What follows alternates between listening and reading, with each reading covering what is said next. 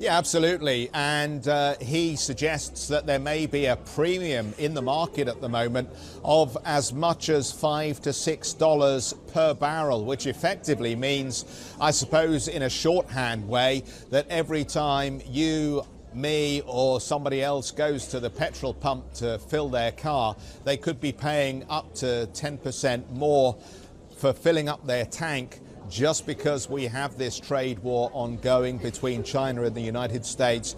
And of course, there is now this saber rattling around the prospect of new sanctions on Iran. So the message from the Russian energy minister is that as long as we continue to see these kind of geopolitical hotspots, then we will continue to see fragility around the energy markets. That means volatility and ultimately prices being a little higher than they should be. Let's listen to what he said in response to my question.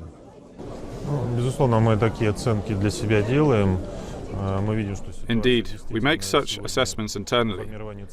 We can see that the pricing situation today depends not just on the supply-demand balance or the general economic situation, but also on the uncertainty that we observe today in the global markets. The trade wars, the sanctions that the US pursue. If we talk figures, I think that the additional premium is about $5 to $6 on top of that of the usual oil price that would reflect the supply-demand balance. Сегодня есть в цене на нефть сверх той, которая бы формировалась на основе баланса спроса и предложения.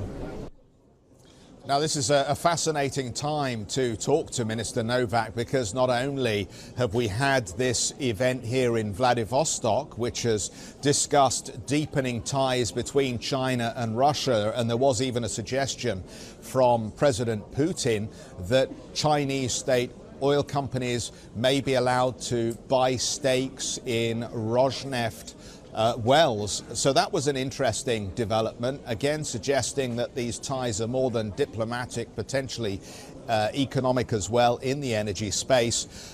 It's also fascinating because Mr. Novak now flies back to Moscow, where he will meet the US Energy Secretary Rick Perry tomorrow.